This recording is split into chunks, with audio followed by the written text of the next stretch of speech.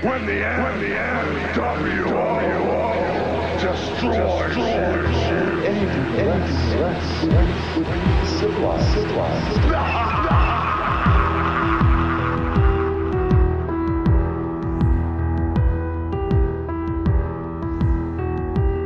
Hey, what is up, fellow wisdom seekers, fellow truth seekers?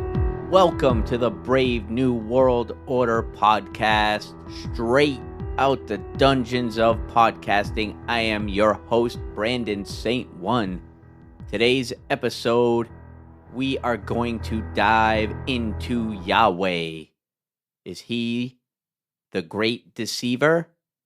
I figured since I'm going through the Gods of Eden, and William Bramley makes some claims in that book, in the Jehovah chapter, that I would dive more into this character known as Yahweh or Jehovah, and I came across a bloodlust, a bloodthirsty, maniacal being that demands sacrifice and rape and pillaging and the complete destruction of cities, women, children, everybody involved. So we are going to swan dive headfirst into that abyss. Thank you all so much for joining me for this episode of the Brave New World Order podcast and coming along with me on this journey, because that's what it's all about, everybody. All right, let's get into it. We're going to just jump right into a bunch of times in the Old Testament when Yahweh seemed to act like a fucking bloodthirsty, jealous, unreasonable maniac and either murdered a bunch of people or had a bunch of people murdered by his followers. So let's just start with this story here in Judges 11:29 through 40. And it's a story of Jephthah, who was the Israelite king at some point. And he was at war with the Ammonites. And he vowed to Yahweh that whatever came out of his house when he returns from triumph against the Ammonites, he will sacrifice it as a burnt offering. So Jephthah goes on to destroy the Ammonites and 20 towns along with it, returns home to have his daughter come out of the house to greet him and celebrate the victory. And he is devastated because he made a pact with Yahweh, and now he has to kill his own virgin daughter, which he does. And Yahweh doesn't say, nah, man, you're cool, don't worry about it. I wanted to take down the Ammonites anyway. So nothing like that from Yahweh. He wants blood, he wants a sacrifice, and he gets it. So that's a good one to start with to show you how Yahweh is and what he expects from people. So Deuteronomy 20:16 is a quick one where Yahweh says, however, in the cities of the nations that Yahweh your God is giving you as an inheritance, do not leave alive anything that breathes. Numbers 31:17 through 18. Now, therefore, kill every male among the little ones, and kill every woman that hath known man by lying with him. But all the women children that have not known a man by lying with him, keep alive for yourselves. So after they killed all the men and the women that laid with the men, if there were any virgins left, they could keep them for themselves. So Yahweh is all about some virgin sex slaves after you destroy some cities. And some more evidence of that in Deuteronomy chapter 20, verse 10 through 18. When you march up to attack a city, make its people an offer of peace. If they accept and open their gates, all the people in it shall be subject to forced labor and shall work for you. If they refuse to make peace and they engage you in battle, lay siege to that city. When Yahweh your God delivers it into your hand, put to the sword all the men in it. As for the women, the children, the livestock, and everything else in the city, you may take these as plunder for yourselves, and you may use the plunder that Yahweh your God gives you from your enemies. This is how you are to treat all the cities that are at a distance from you and do not belong to the nations nearby. However, in the cities of the nations that Yahweh your God is giving you as an inheritance, do not leave alive anything that breathes. Completely destroy them, the Hittites, Amorites, Canaanites, Perizzites, Hivites, and Jebusites. Otherwise, they will teach you to follow all the detestable things they do in worshiping their gods, and you will sin against Yahweh your God. Leviticus 26:16. And if you reject my decrees and abhor my laws, and fail to carry out all my commands, and so violate my covenant, then I will do this to you. I will bring on you sudden terror, wasting diseases and fever that will destroy your sight and sap your strength. You will plant seed in vain, because your enemies will eat it. I will set my face against you so that you will be defeated by your enemies. Those who hate you will rule over you, and you will flee even when no one is pursuing you. Deuteronomy 32:21. They made me jealous by what is no God, and angered me with their worthless idols. I will make them envious by those who are not a people. I will make them angry by a nation that has no understanding. Deuteronomy 32:39. See now that I myself am He. There is no God besides me. I put to death and I bring to life. I have wounded and I will heal, and no one can deliver out of my hand. Ezekiel 20:24. Because they had not executed my judgments, but had despised my statutes, and had polluted my Sabbaths, and their eyes were after their fathers' idols. 2 Kings 20:12. Therefore, this is what the Lord, the God of Israel, says. I am going to bring such disaster on Jerusalem and Judah that the ears of everyone who hears of it will tingle. I will stretch out over Jerusalem the measuring line used against Samaria and the plumb line used against the house of Ahab. I will wipe out Jerusalem as one wipes a dish, wiping it and turning it upside down. I will forsake the remnant of my inheritance and give them into the hands of enemies. They will be looted and plundered by all their enemies. They have done evil in my eyes, and have aroused my anger from the day their ancestors came out of Egypt until this day. Moreover, Manasseh also shed so much innocent blood that he filled Jerusalem from end to end, besides the sin that he had caused Judah to commit, so that they did evil in the eyes of Yahweh.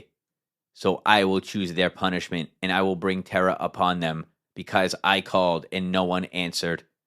I spoke and no one listened, but they did evil in my sight and chose that in which I did not delight. You will tremble at his word. Hear the word of Yahweh.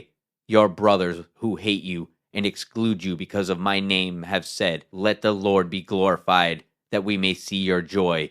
But they will be put to shame. And that is from Isaiah 66:4. So you kind of get the idea that this Yahweh dude is pretty pissed. Jeremiah 11:11. Therefore, this is what the Lord says, I will bring on them a disaster they cannot escape. Although they cry out to me, I will not listen to them. Jeremiah 11:22. Therefore, this is what the Lord Almighty says, I will punish them. Their young men will die by the sword, their sons and daughters by famine. Psalms 78:49. He unleashed against them his hot anger, his wrath, indignation, and hostility, a band of destroying angels. When they first lived there, they did not worship the Lord, so he sent lions among them, and they killed some of the people.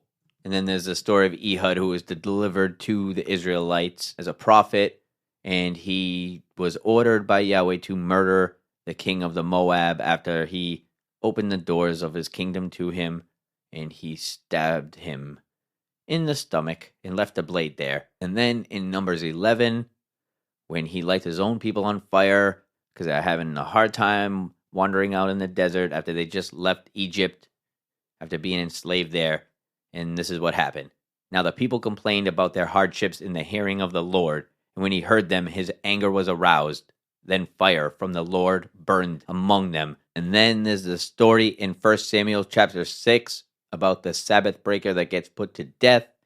While the Israelites were out in the wilderness wandering around, there was a man who was gathering wood on the Sabbath day, and they didn't like that, so they took him to Moses and Aaron and decided that they would just stone him to death. And it's also interesting that in Exodus at Mount Sinai, that Yahweh doesn't allow anybody to go near Mount Sinai. They can't approach the mountain or touch the foot of it. Whoever touches the mountain is to be put to death. They are to be stoned or shot with arrows. Not a hand is to be laid on them. No person or animal shall be permitted to live. So These are just a few examples of the Old Testament and how Yahweh seems to be bloodthirsty, jealous. He doesn't offer any path to redemption. If you fuck up, he'll just fucking light you on fire, unleash fiery serpent snakes upon you. And it doesn't stop there. There's cannibalism. Take a look here. Leviticus 26:29. Then I will walk in fury against you, and I, even I, will punish you sevenfold for your sins. You will eat the flesh of your sons and daughters. I will destroy your high places, cut down your incense altars, and heap your lifeless bodies on the lifeless remains of your idols. And my soul will despise you. Deuteronomy 28:53. Then you will eat the fruit of your womb, the flesh of the sons and daughters, whom the Lord your God has given you, in the siege and distress that your enemy will inflict upon you. So we boiled my son and ate him. And the next day I said to her, give up your son, that we may eat him. But she had hidden her son. That is from 2 Kings 6:29. It's a story about these two women who made an agreement to each eat their sons one day and the next son the next day. And one of the women decided to hide her son and not make good on the fucked up deal that they made. Jeremiah 19:9, I will make them eat the flesh of their sons and daughters, and they will eat one another's flesh in the siege and distress inflicted on them by their enemies who seek their lives. Ezekiel chapter 5, verse 10, as a result, fathers among you will eat their sons, and sons will eat their fathers. I will execute judgments against you and scatter all your remnant to every wind. And more evidence of Yahweh being vengeful and offering no path of redemption in Leviticus chapter 26, verse 38, you will perish among the nations. The land of your enemies will devour you. Those of you who are left will waste away in the lands of their enemies because of their sins. Also, because of their ancestors' sins, they will waste away. So he's willing to punish even the ancestors of who he deems a sinner. So if your father, grandfather, great-great-grandfather fucked up way back in the eyes of Yahweh, you're pretty much fucked, and there's no way out of it. So here's some more crazy shit from Jeremiah chapter 19. In this place I will ruin the plans of Judah and Jerusalem. I will make them fall by the sword before their enemies, at the hands of those who want to kill them, and I will give their carcasses as food to the birds and the wild animals. I will devastate this city and make it an object of horror and scorn. All who pass by will be appalled and will scoff because of all its wounds. I will make them eat the flesh of their sons and daughters, and they will eat one another's flesh because their enemies will press the siege so hard against them to destroy them. All right, so I hope that you're getting the point of why I have questions about this Yahweh character, this Jehovah character, because that was about 12 minutes of straight up Yahweh going nuts. Murder of women, children, permitting of taking slaves once they conquered the land. Just a lot of crazy stuff. You heard it. So like I said, I thought this would go along with the Gods of Eden series that I've been doing, because the author William Bramley definitely makes a lot of wild claims.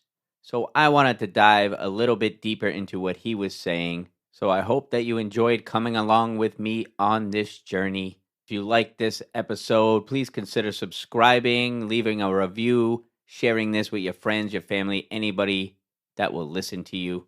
Also, answer the Q&A on Spotify. You can also email me, the Brave New World Order Podcast @gmail.com. Follow me on X/Twitter @BraveNWO Podcast. And if you want to help support the show, there are a couple links. And I thank everybody who does that. I am extremely grateful for each and every one of you and everybody that's been coming along with me on this journey. I have much more to come. The Gods of Eden Part 3 coming very, very soon. So I will be seeing you. In the meantime, stay positive. Question everything. Think for yourself. Much love, everybody.